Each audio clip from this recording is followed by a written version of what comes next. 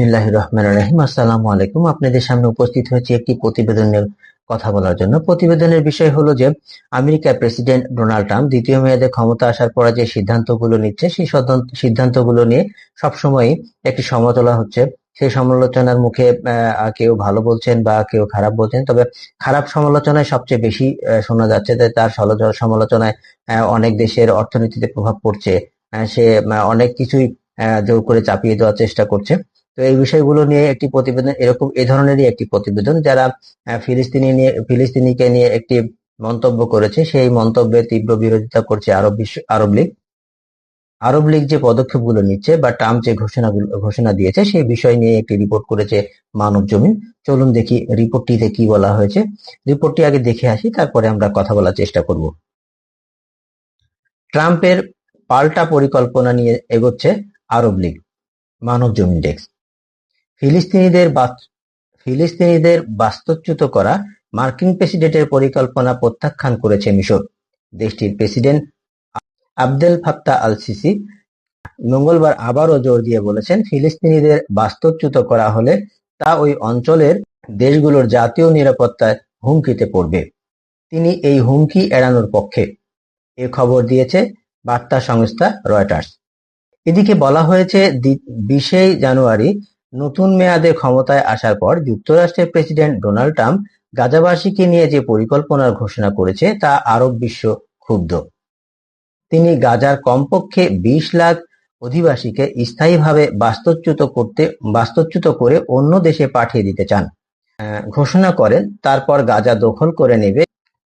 এটাকে আন্তর্জাতিক অবকাশ যাপনের সমুদ্র সৈকতে পরিণত করবেন। তার এই মন্তব্যে ক্ষুব্ধ সৌদি আরব, মিশর সহ আরব দেশগুলো। এই জন্য আগামী 4 মার্চ আরব লীগের এক জরুরি অধিবেশন আহ্বান করেছে মিশর। সেখানে ট্রাম্পের পরিকল্পনার প্রচেষ্টার ওপর দৃষ্টি দেওয়া হবে। ট্রাম্প বাস্তুচ্যুত গাজাবাসীকে মিশর ও জর্ডানে পুনর্বাসনের আহ্বান জানিয়েছেন, কিন্তু তার এই প্রস্তাব এই দুই দেশই প্রত্যাখ্যান করেছে।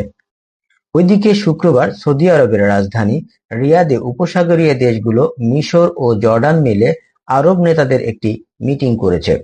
সেখানে আলোচনার বিষয় জানেন এমন এক সূত্র বলছে, তারা মিশরীয় একটি প্রস্তাব নিয়ে আলোচনা করেছেন।